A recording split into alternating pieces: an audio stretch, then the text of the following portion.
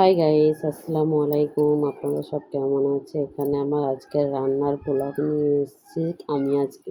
আমি কিভাবে রান্না করি সব কিছুই আজকে আপনাদের সাথে শেয়ার করব। আমি একসাথে কতগুলো রান্না করি, কিভাবে সব কিছু করি আপনাদের সাথে শেয়ার করছি। চলুন, এখানে আমি 3টে কড়াই চাপিয়ে দিয়েছি। একটাতে আমি মাছ ভাজা করছি, নুন হলুদ দিয়ে মাখিয়ে দিয়ে ভিনিগার দিয়ে আমি রেখে দিয়েছিলাম।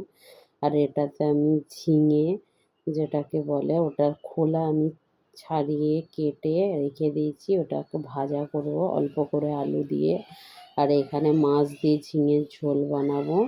চলুন, আমার এই রেসিপি আপনাদের কেমন লাগে আর আমার এই ডেইলি ব্লগ আপনাদের কেমন লাগে প্লিজ কমেন্ট করো। আপনাদের জন্য যদি এরকম ডেইলি ব্লগ ভালো লাগে তাহলে আমি আপনাদের জন্য রেগুলার ডেইলি ব্লগ ছাড়ার চেষ্টা করব। চলো, এখানে ঝিঙের খোলাগুলোকে আমি কেমন পাতলা পাতলা করে কেটে নিয়েছি দেখতেই পেয়েছেন। ওতে নুন হলুদ আর লঙ্কার গুঁড়ো দিয়ে দিয়েছি, দিয়ে ভাজা ভাজা করে এলাম। এরকম ঢাকা দিয়ে গ্যাসটাকে মিডিয়াম দিয়ে করব।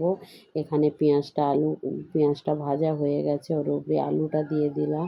আর 1.5 চামচের মতো আদা রসুন পেস্ট আর 2টো টমেটো দিলাম, কেন ঝিঙের ঝোল একটু টক টক হবে, তবেই ভালো লাগবে না, সেই জন্য আমি একটু টমেটো বেশি দিলাম। চলো, এখানে মাছটাকেও একটু দেখে নিলাম, আর একটু হবে, আর একটু করে একবার করে ঝিঙের খোলা ভাজাটাও নেড়ে নিলাম। এখানে নুন আর হলুদ দিয়ে একটু লাড়াচাড়া করে নেব। যখন টমেটোটা গলতে থাকবে তারপরে আমি বাকি মশলা অ্যাড করব। ততক্ষণ এতে আমি আলুটা দিয়ে দিলাম। আলুটা অল্প করে আমি আলু দিয়েছি, ঝিঙের খোলাটা বেশি দিয়েছি। আর এখানে আমি নুন হলুদ দিয়ে টমেটোটা সফট হবার পর এখানে আমি ঝিঙেটা অ্যাড করে দিলাম। আর ওইদিকে আমি মাছটাকে ভেজে নিচ্ছি, দেখতেই পাচ্ছেন। আর আমার এই ব্লগগুলো আপনাদের কেমন লাগে প্লিজ কমেন্ট করো। আমি জানি না, আমি চেষ্টা করছি। আমি অ্যাকচুয়ালি ফোনের কিছু অতটা ভিডিও ছাড়বো অতটা স্মার্ট ছিলাম না।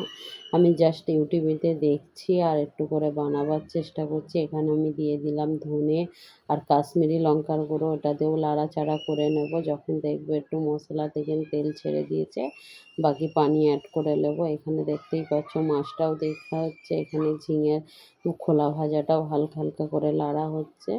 এখানে কষা হয়ে গেছে, পানিটা দিয়ে দিলাম। পানিটা দেওয়ার পর একবার নুনটা চেক করে নিলাম, নুন একটু কম লাগছিল, নুনটা দিয়ে দিলাম। উপরে ধনেপাতা কাঁচা লঙ্কা দিয়ে দিলাম। ওইখানে আমার মাছ ভাজা অলরেডি রেডি হয়ে গেছে। যতক্ষণ ঝোলটা ফুটছে ততক্ষণ গ্যাস স্লো দিয়ে রেখে দিলাম ওই সাইডে। এরকম ঝোলটা ফোটাতে দিয়ে দিলাম ঢাকা দিয়ে। এখানে ওই ঝিঙের আলুটা যাতে কাঁচা না থাকে সেই জন্য করলাম। এখানে আমি 3 পিস মাছ ভাজা দিয়ে দিচ্ছি, আর 3 পিস ভাজাই রেখে দেবো, কেন কে ঝোল খাবে কে ভাজা খাবে তো ঠিক জানি না, সেই জন্য দুরকমই আমি রাখি, কেন আমার মেয়ে ঝোলে খেতে চায় না, ভাজাই খায়। এখানে আর একটা রান্না করব, যেটা আমার ছেলেদের জন্য ঝিঙে আলু মাছ করব। ওদের রান্নাটা আমি পরে দেখাচ্ছি। এখানে ঝিঙের খোলা ভাজা হয়ে গেছে, দেখো কত সুন্দর লাগছে।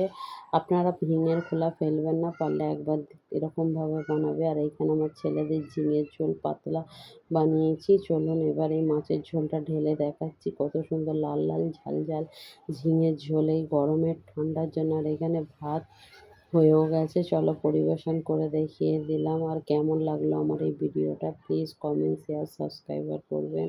আর ফেসবুকে দেখছেন যারা প্লিজ ফলো করে নেবে। আমার এই ব্লগটা কেমন লাগলো আপনাদের প্লিজ কমেন্ট করো, আমি চাইবো তাহলে আপনাদের নেক্সট ব্লগে দেওয়ার জন্যে। ওকে, বাই, আল্লাহ হাফেজ।